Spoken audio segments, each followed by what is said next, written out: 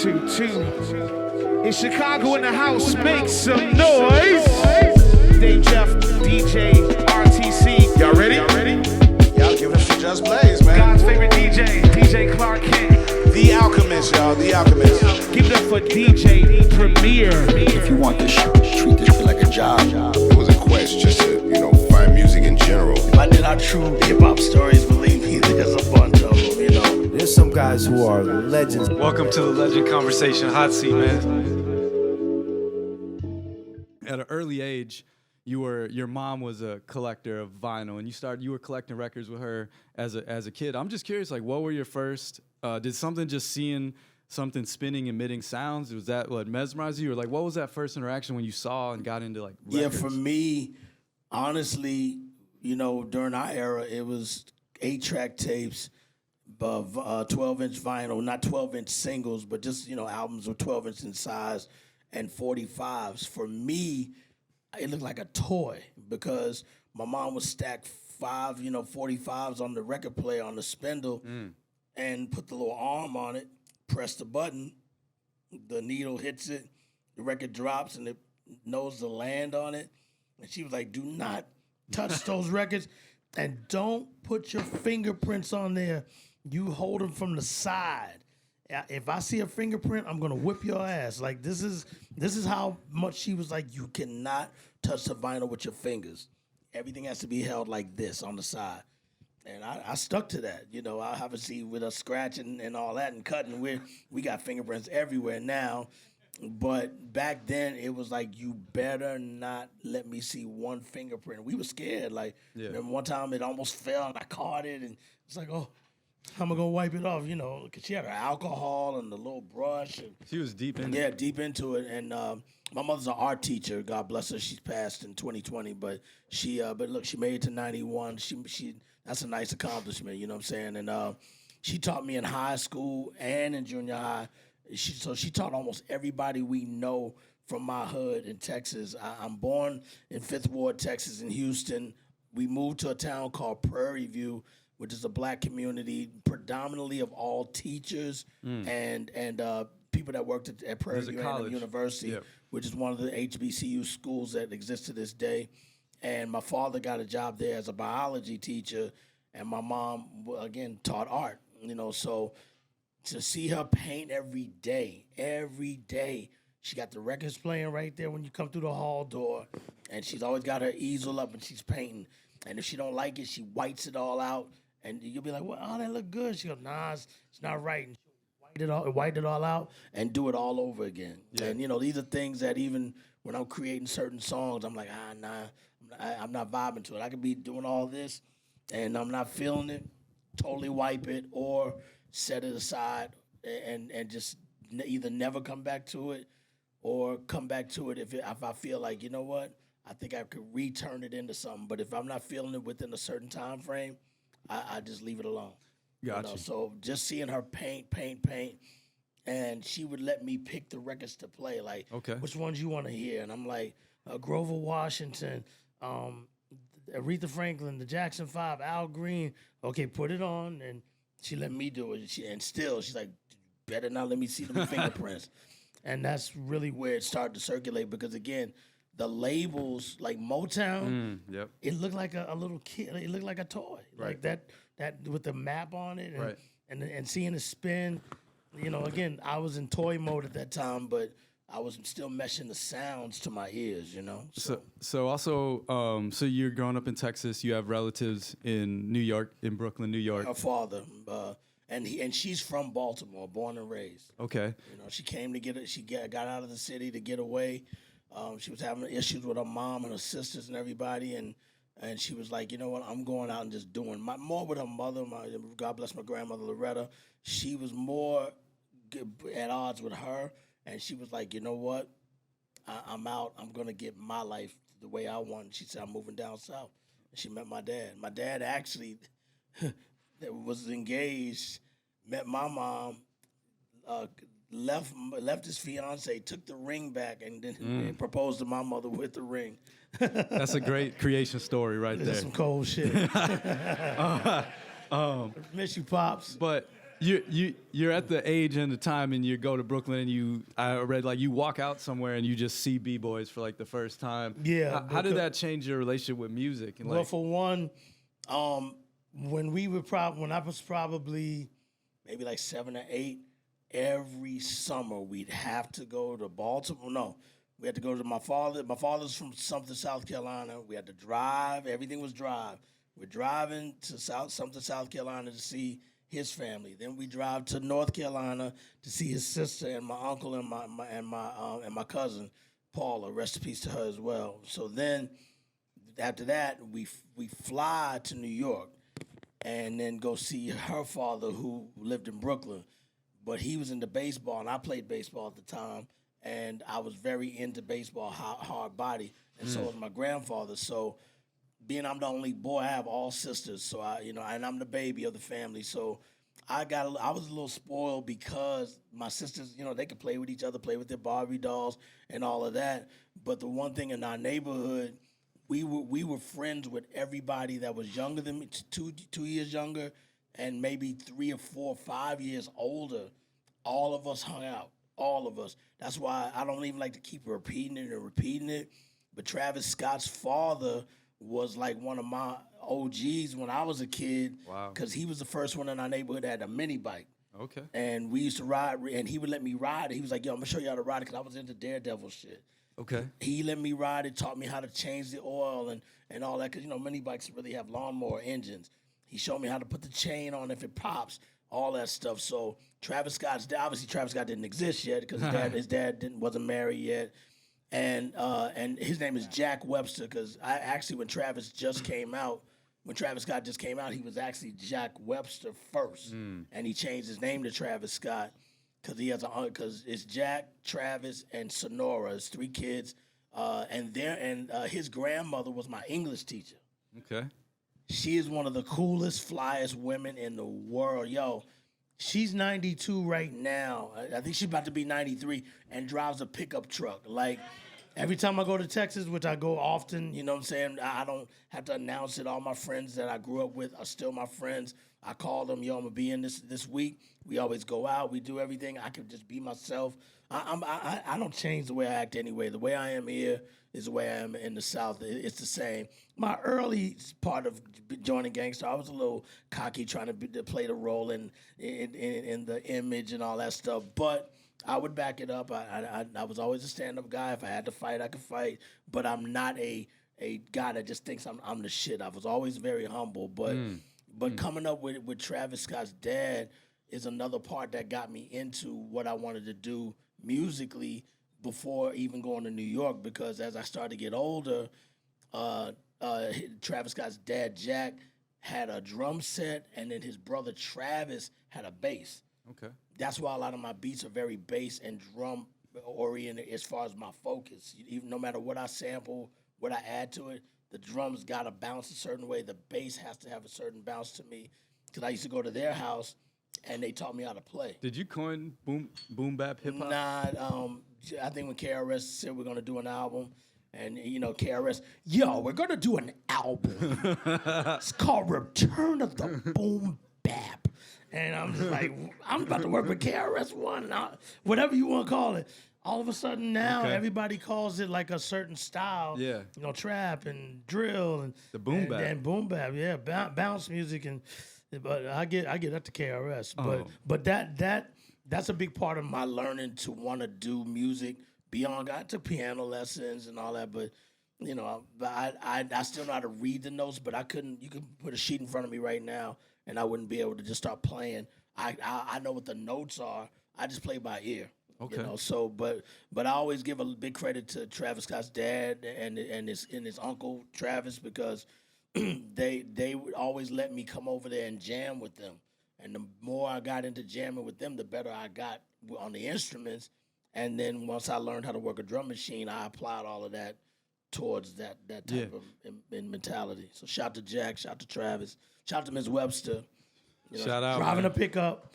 With no help. I mean, 93 years old and driving a pickup, going to get her groceries. That's crazy. Don't step on her geraniums either. She'll slap you right there in front of her. Damn. She's always like, man, and she's the first woman that cursed and called us every name under the sun when we were kids.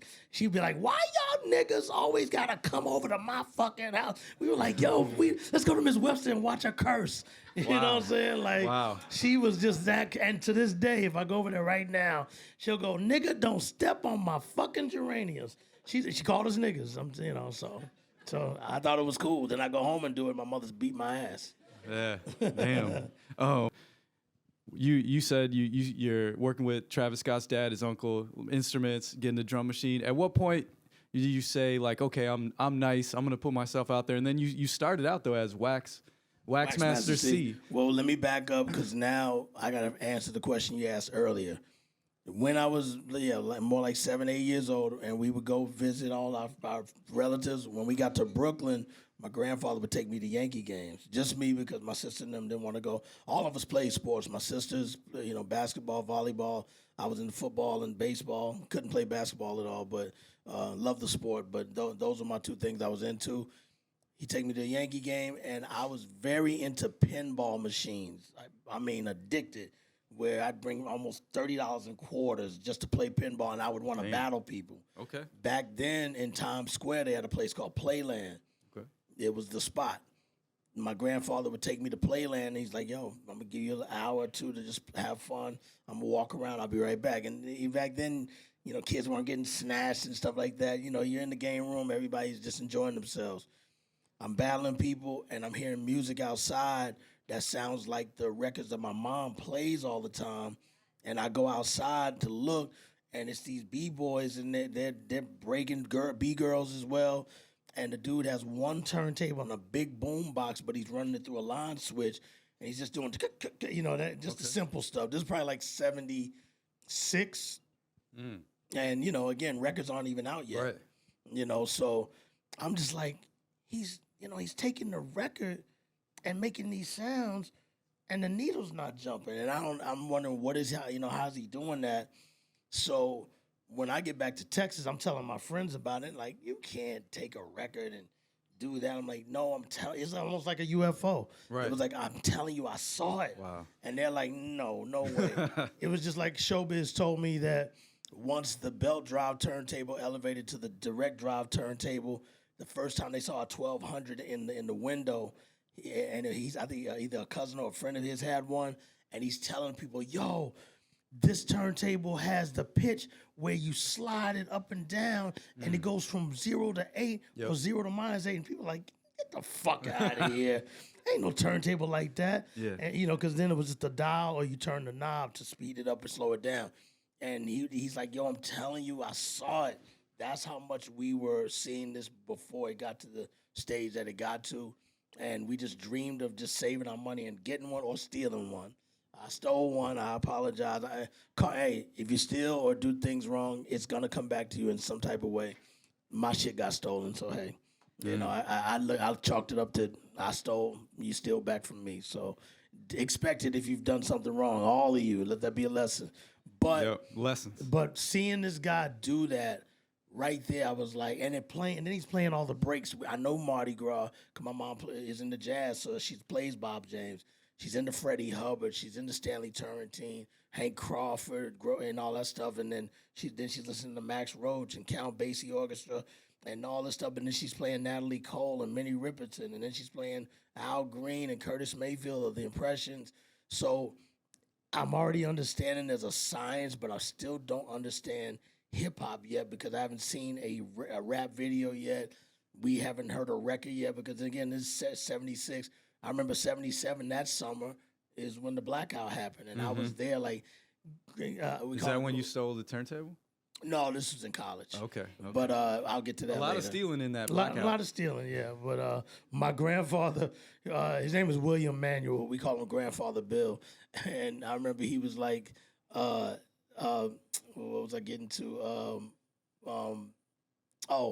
At the blackout, I said, "Can I go looting, Grandfather Bill?" He's like, "No, you'll get in trouble." I said, "I want to steal a TV.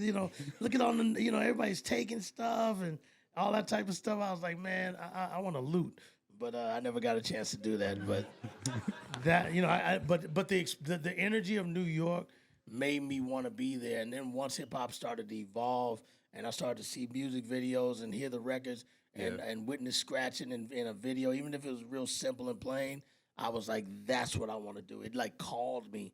Like people get the Holy Ghost and just feel like the God's talking to them. That was my God. Hi, we're the Rythm brand team, and Thank you for the rhythm. Yeah, of course. The greens, the ashtray, the grinder. I hope everyone's feeling the rhythm tonight, as we say. And another thing, anybody ever want to give me a gift? I've even if I did not smoke, which I do, I've always collected ashtrays. So people already know in any country, and even if I don't even use them, I just like ashtrays. So I like the one that came with the Rythm box. That's very good to know. So thank you for the intel. There you go. Okay, great. Well, just Rythm as a brand, we pride ourselves on our relationship to music, and we'd really just love to hear some stories about your experience with weed and how it contributes to your creative direction and just the role weed plays in your creative direction within music. I started smoking around 13. The experimental thing. Like I said, all of my friends and my sister's friends, all of us hung, and since we have the campus right nearby, we go to all the college basketball games during the summer, and then two of my buddies from junior high, when I started playing football in school in junior high, in the 7th grade, two of my boys were already smoking, but I was kind of scared to do it because I didn't know what the effect would be. But they were straight A students, and if you saw them, they looked like straight thugs, and they were very great athletes, but they were great in math and science. Just every class, I used to cheat off of them for tests but they would be high every day, and they would still do well on the tests, and not from cheating. They just were that good with studying, doing their studies. So I remember, I'm not gonna say his name, but one of my sister's friends, they used to call me Martin, which is my last name. They were like, "Yo, Martin, we gonna get you high at halftime." And I was like, you know what I'm saying? And I to this very day, that's exactly how he said it. Because now he's one of the top lawyers out there. So shout to, and look, he's a top lawyer. Another person out of my friends smoking weed, and he was like, "Yo, we're gonna get you high." So at halftime, I finally, got indoctrinated into my first smoke. You always don't do it right the first time. No inhale, and you're like, and all that shit. You don't know the etiquette, and they're like, hold it in, and it was a lot of coughing going on, huh? And Right. So I started to get used to it, and even though back then, obviously I come from the seeded era where there's a lot of seeds, and you had to get it all out, and you buy the nickel bags and the manila envelopes. Yeah, that was how we did it. Then I wanted to learn. What's that? No, it wasn't weed. That was reefer. Yeah. Reefer. We call it Chiba too. Chiba, okay. Yeah, but okay. reefer for old timers. Right, reefer. Yeah, so let me go smoke some reefer. So that and drinking Mad Dog 2020. Wow. And that type of thing. What kind of Mad Dog, Primo? The fruit punch or the green apple? Nah, the fruit punch. Fruit punch. Okay. Yeah.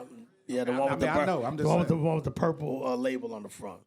Yeah, so from there, and we drank a Wild Irish Rose wine. Don't ask me why, but that's all we had. And then when we were struggling to put our money together, we would drink Mickey's. Wow. You know what I'm saying? What was it called? The Big Mouth with the frog on the front. Yeah, because the B, that's like a B or something, right?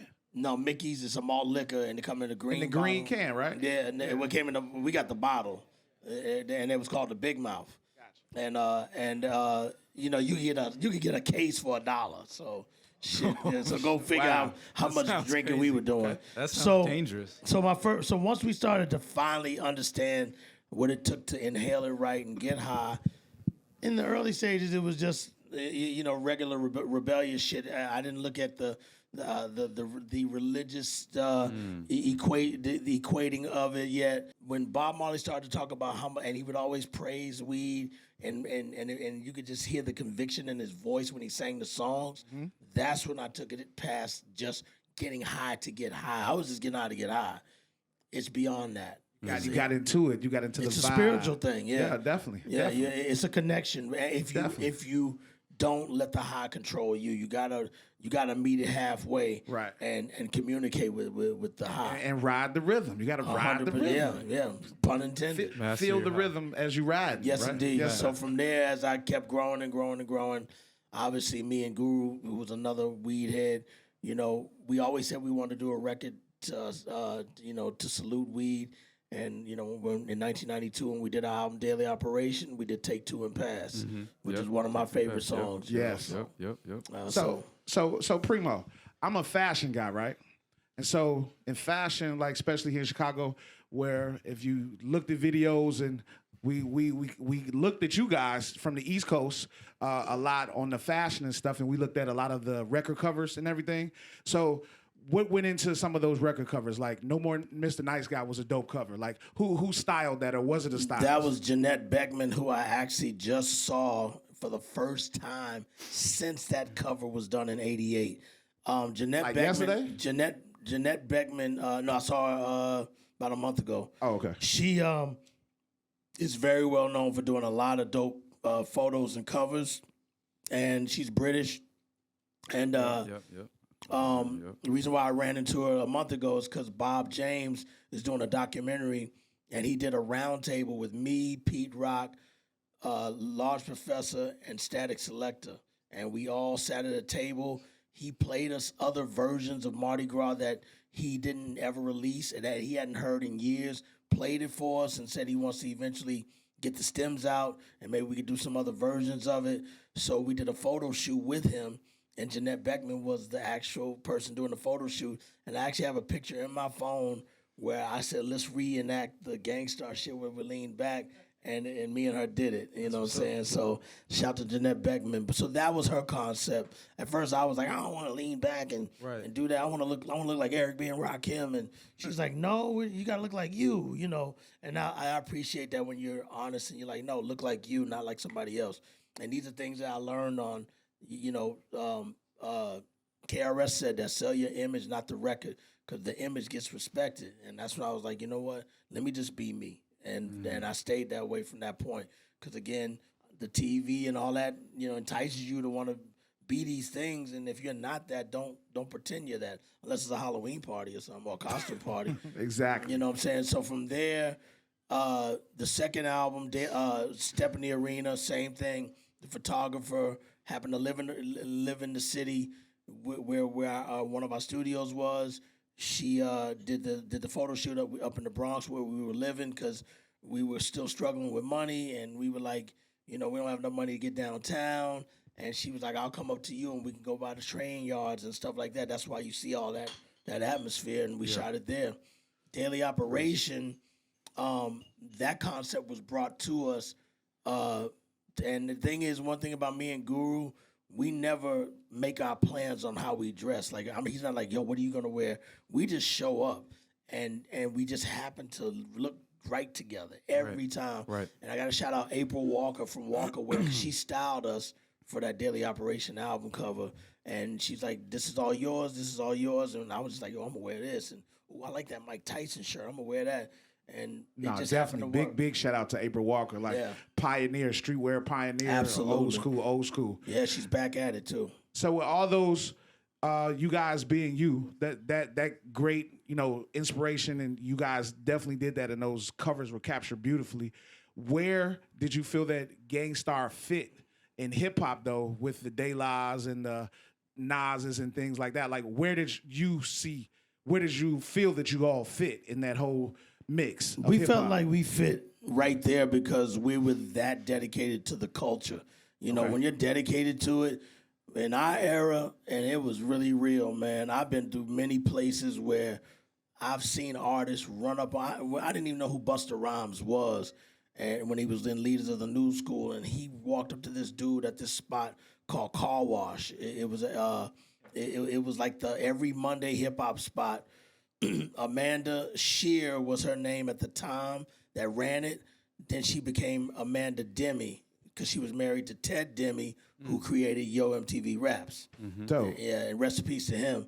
She actually, even now as a photographer, ran into me almost 30 years later, haven't seen her, and saw her in L.A. because Joaquin Phoenix, the actor, is a big Gang Starr fan. Met him through a friend of mine who's also an actor, and he wanted to meet me, and he said, yo, there's a lady behind this curtain that said that she had one of the hottest hip-hop spots in New York, and we don't believe her because she's a photographer now, and she just don't even look hip-hop. I said, where's she at? She said, she's behind this curtain. We were at a hotel just having drinks and chilling. I said, well, bring her out. She opens the curtain. It's Amanda Demi. We hug like lost family, and he's looking like, wow, y'all really do know each other. And she's like, yeah, I do photos now and this and that. And she started showing me all of her photo books on her phone. And I was like, yo, you should do a photo shoot for, I'm doing a project called Prime with Royce the 5'9". And she was like, let me hear the music.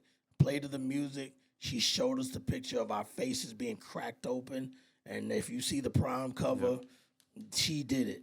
And she did the Prime 2 cover. And just the other day, I told her, yo, you're doing Prime 3 because we're doing Prime 3 right now. Prime 3 is with a very big group. I cannot tell you who it's with. Okay. But it's going to be a dope-ass album, you know. So Prime 3 on the way. Can't wait for that. So last question over here from the rhythm section. Pop. Oh, the whole. Hold on. I told Yes, you. sir. I told you I drift. Okay. About us fitting in with De La and Eric being Rakim and Run DMC. And, Okay. And BDP and Brand Nubian and Tribe Called Quest, Queen Latifah. Back then, if you were a biter, you would really get confronted. You know what I'm saying? Like really confronted. And I didn't know who Busta Rhymes was, and we're at Amanda's spot. And I just see Busta walk up and go, yo, you bit my shit, nigga, and just punch this dude in the face. But that was normal back So then. hold up, Primo. For those that don't know, biting is Just copying a style. Okay, thank you. And, Okay. and knowing it ain't your style, and you mimicking it and not having your own. It would be brawls, like really snuff in the face, bust your lip, knock a tooth out, all of that from biting a style. So you had to be original. And you hear a lot of rhymes from back then. Everybody's like, I don't bite, I don't bite, I don't bite. Right. You know, everybody was saying stuff in the rhymes. It never be a bite, I don't bite.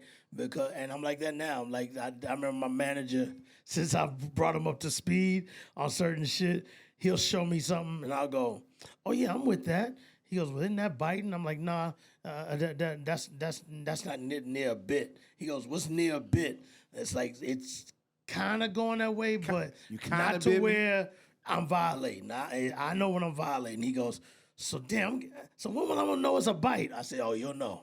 You know, we'll let you know, but that's not a bite.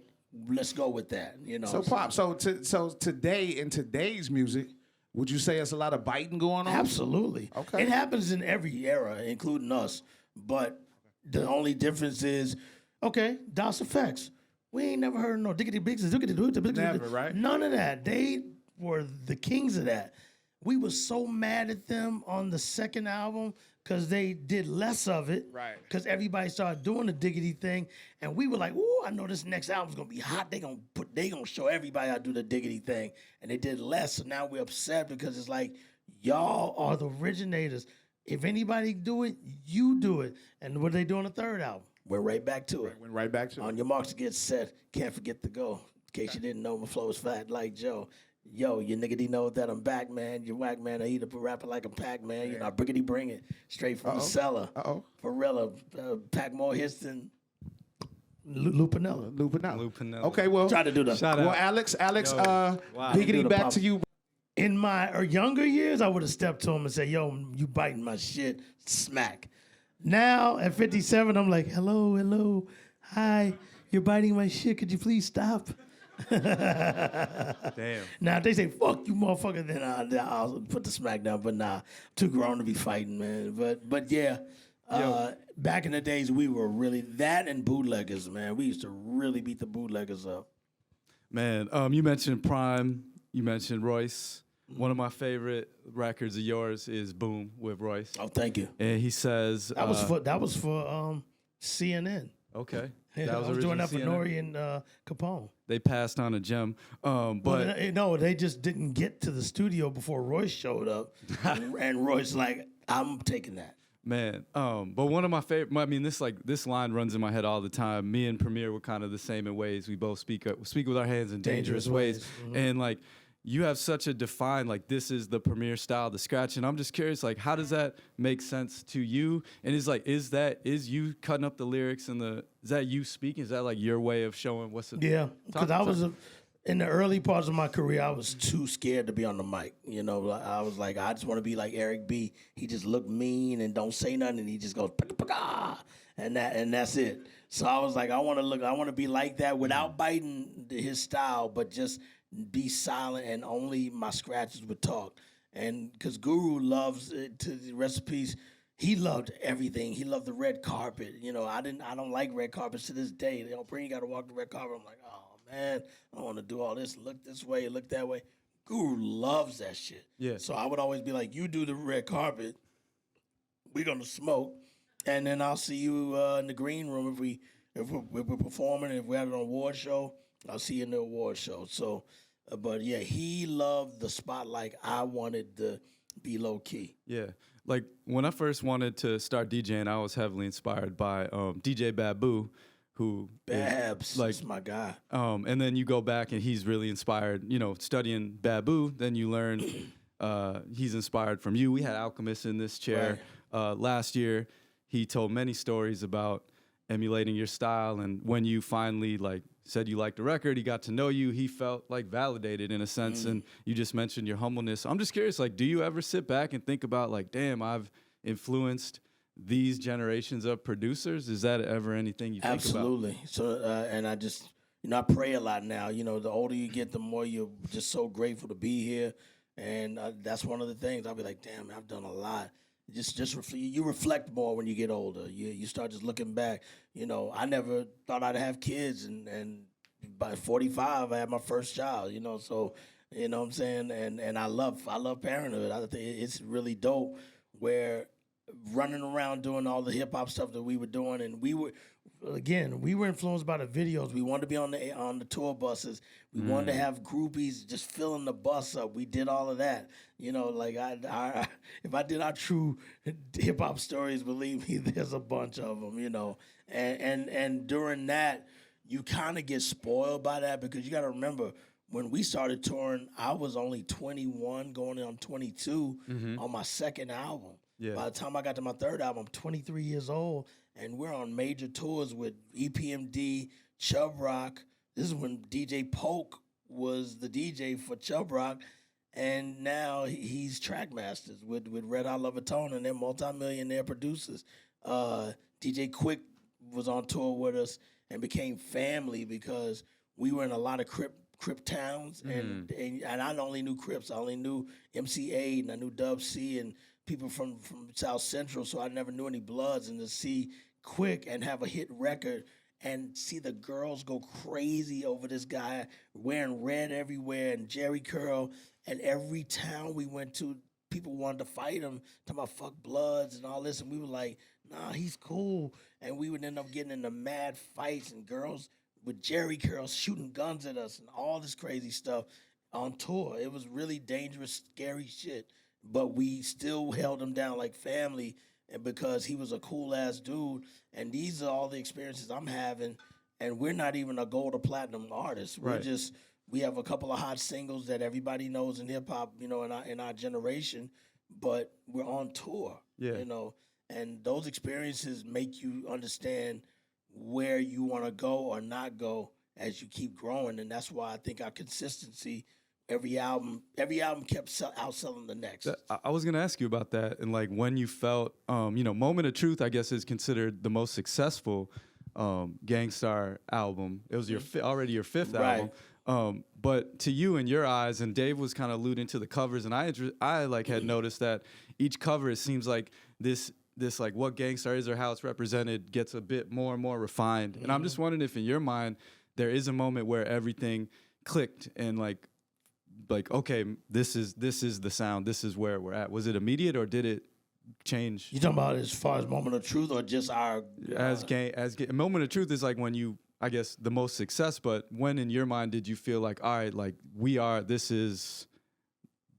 what we are. Like we have reached our kind of About 92 when we did Take It Personal, Dwick, Ex-Girl, The Next Girl, and then I started working on Boom Bap with KRS because prior to that, I was looking for my sound. You know what I'm saying? Yep. I wanted to be like Marley Marl.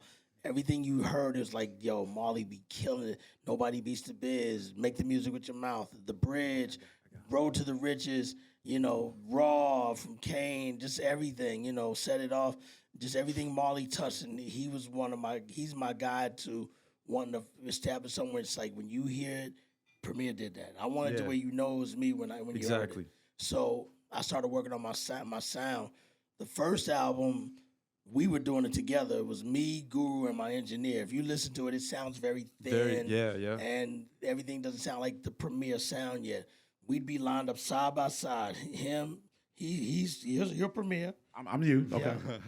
Your Guru. And I'm Slow-Mo Sonnenfeld, who from Israel. And actually, I just seen Slow-Mo. Shout out first Slow-Mo, time in man. 30 years. I got footage on my phone. I'll show you. With me finally to meeting up with him after all these years. And we hung out. We went shopping, we ate dinner, just everything. That's what's up. We would line up on an SP12, not the 1200 yet, the blue one, the 12, no disc. And so you had to print it to tape because if you didn't print the beat to tape, then and turn it off, don't turn that switch off, the beat's gone. So we might just have a metronome. Tell me like, Guru, you hit that high, okay? And he, okay, 1, 2, 3, go. And I'm like, okay, stop. Then I'll be like, yo, Preem. No, I'm Slow-Mo. Yo, Premier, you press the kick.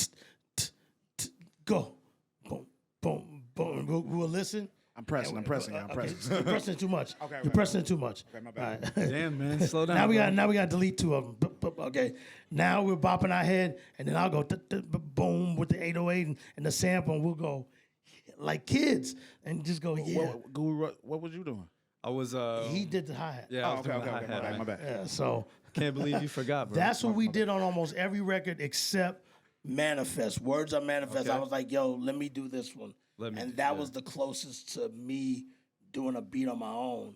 And we were like, this sounds like the one that's going to be the record that we need to drop as a single. Yeah. And it worked for us. Because it's a departure. The second album is a departure. That one and DJ Premier in Deep Concentration, I did myself. All the rest of them, we were side by side. And I go, hit that. If it wasn't right, we truncate it. Or just redo it again. Then I'll do you do your part. Then Slow-Mo go bop, bop, bop, and we'll just listen. Nah, do it again until we had it right. Step in the Arena was the first time I got my drum machine with my own and started to just practice and got better and better. But by daily operation, I was like, now I totally got it. And I credit a lot of that also to King of Chill. He was a producer. He's a producer who's part of our family to this day. He's one of my engineers. King of Chill, it was down with First Priority Music. Y'all know Audio 2, MC Light, Positive K, Kings of Swing, and the Alliance. And even when Eminem did the Rock and Roll Hall of Fame speech, one of the first people he did in alphabetical order, he said the Alliance. I hit Eminem up and said, yo, I see you wearing an Alliance shirt in an interview with Crooked Eye. He goes, fuck that, hold on. This is on a text. And then I'm like, hold on. Eminem sends me a text with a picture of the cassette of Basement Flavor compilation and the Alliance first album. He goes, Preem, I have so many cassettes of hip hop. He goes, I'll murk somebody if they touch my cassettes. And murk means kill somebody. So, but this is Eminem. 187. A lot of threats have happened over Eminem records. is a big cassette dude, and he had all the First Priority shit. I happened to be with King of Chill that night and Milk D of Audio 2. So I tell him I'm with Milk D right now, and I send him a picture. And Milk D sends him a First Priority Music jacket. You know what I'm saying? Like, these are the type of things that go on behind the scenes. That's what's up. You know, that I dreamed of when I was coming up to be able to get Marley Marl's number and LL Cool J coming to my house. LL Cool J came to my house when I did come clean for J. Rue. You know what I'm saying? He in my apartment. Shout out to J. Rue. And him and Chris Lighty, God bless him.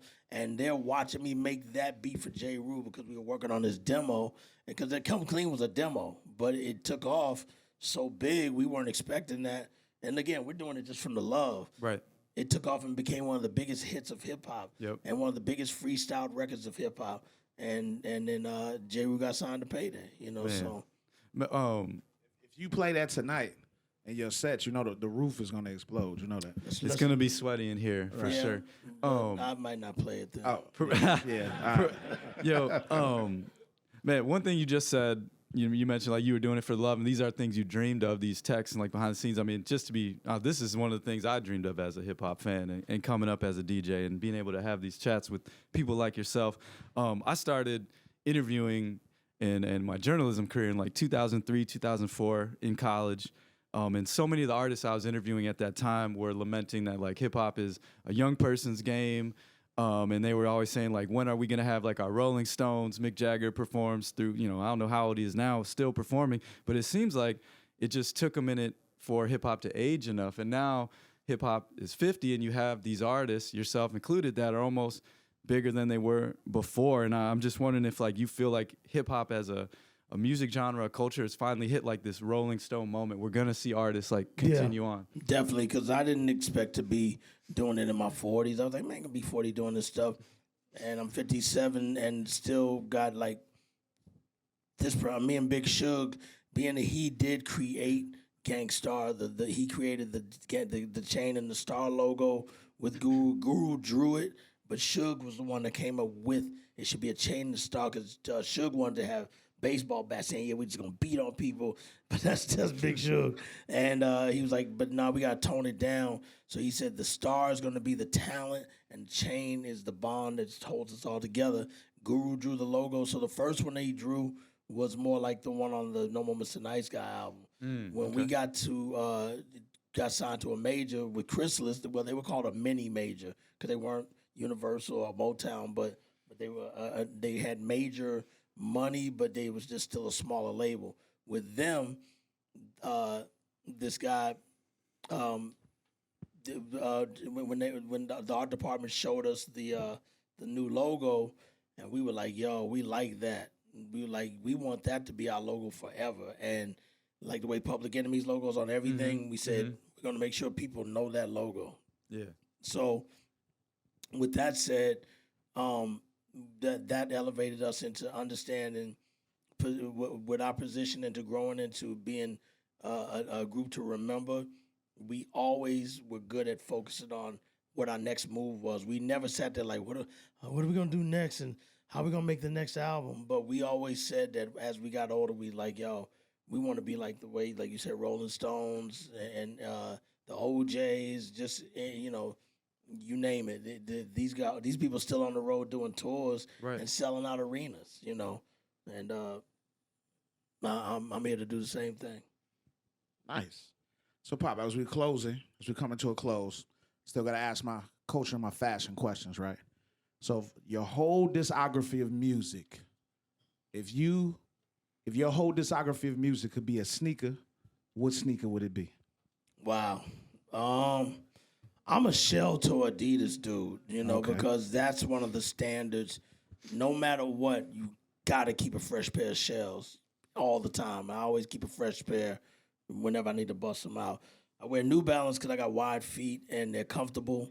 And maybe if I didn't have wide feet, but since I'm flat-footed, I've had knee replacement surgery. I tore my ACL playing basketball. I told you I can't play basketball, and that proved it by tearing my ACL playing with my boys.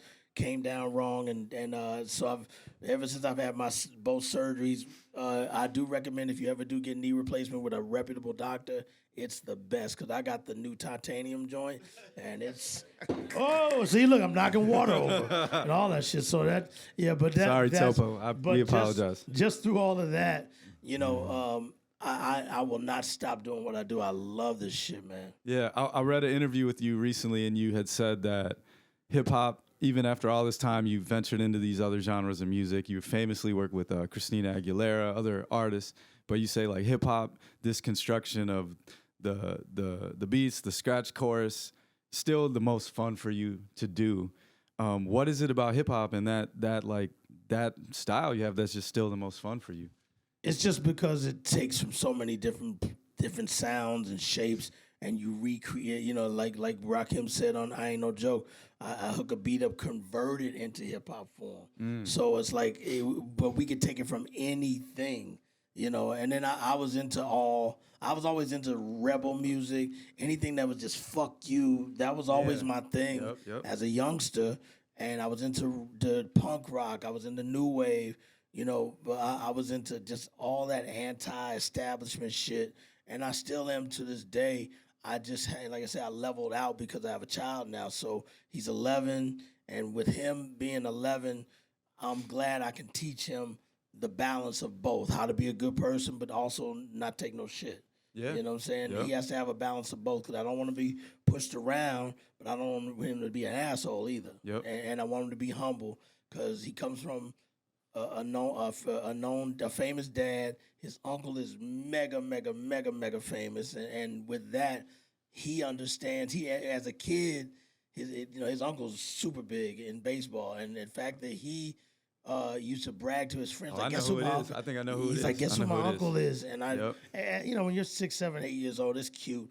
But now that he's 11, he don't even like it. Now kids will go, "Is that your uncle?" And he's just like, "Yes." Do you have any access to any rookie cards maybe laying around? We could talk after. We could talk. That's what's up. That's what's up. Thanks, man. But I like the fact that now he doesn't even want people to ask him, because he said it makes him feel like everybody just wants to be cool with him because of his affiliation to his uncle. And I like that he's already thinking that way at 11. Yeah. You know what I'm saying? Like his way of thinking is really a trip, to where sometimes I'm just like, yo, you really 11? You know what I'm saying? But it's how you're raised. Everything is how you're raised. And if you're not raised right during the time that makes you a fuck up, then raise yourself right to not be a fuck up later. It's never too late to correct your shit.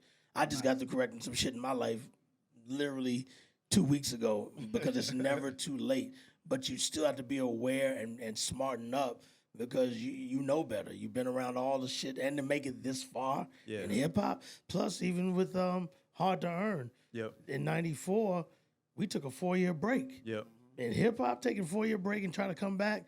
And then we came back 4 years later, and that was our first gold album. Yep. And then the next one went gold, you know, full clip. And we only did 3 new songs. Man, I had to tell you, or my wife will be upset, but Right Where You Stand is like one of her favorite records ever. Thank you. I remember when we gave Kiss the beat, and he's like, yo, this beat is crazy. He said, am I going first? I said, nah, Guru's going to do a ref and send you the vibe he wants you to do. And then we gave him Guru's verse. He goes, yo, man, I got to rewrite my shit. Yeah. And then, you know, and Jadakiss is one of the illest fucking lyricists. His punchlines. But for him to call me and say, I got to rewrite my shit after hearing Guru's lines, I was just like, wow, okay. And then he came with it too, man. Well, it's one of those records. Shout out to the whole D Block. It's one of those records where, I mean, not tonight, also going through my set and like can't play any premieres, like whole chunks of my routines were out. Yeah, don't play none of my shit, man. Don't do it. Don't bite, man. Don't bite. No, of course not. Of course not. I'm not even playing any songs with scratch choruses, period, so it can't be confused. You can't play any premiere producer. Yeah, I've been to gigs where I'm about to go on stage. I was about to go on stage at one gig, and the kid throws on full clip. Oh, man. And I'm like, I'm literally about to walk on. He goes, Big L, rest in peace. I'm like, I walk on stage and take the record and fling it out in the audience. Like, what the fuck are you doing? But the crowd's going, oh, thinking it's part of the act. It's like, no, this motherfucker is violating. It's not WWF. Violating, man. As we come to a close, I like to do this rapid fire with our legends real quick. So real quick, first answer, okay? First answer you could do. R&B or hip-hop? R&B right now. Or hip-hop? Definitely hip-hop, because soul is what when I was coming up, it was soul at the record store. Okay. It didn't say R&B. About the 90s, it said R&B, and I'm like, where's the soul section? Where's the soul? You know what I'm saying? So definitely hip-hop. Adidas or Puma? Adidas. Lemonade or Coca-Cola? Coca-Cola. Where are you getting these questions, bro? Even though lemonade is a popular drink. Chicago or New York? Chicago. I'm in the shot. Chicago. Yes, sir. Yes, sir. Chicago, make some noise for the legend himself. Thank you, Premier. Yeah.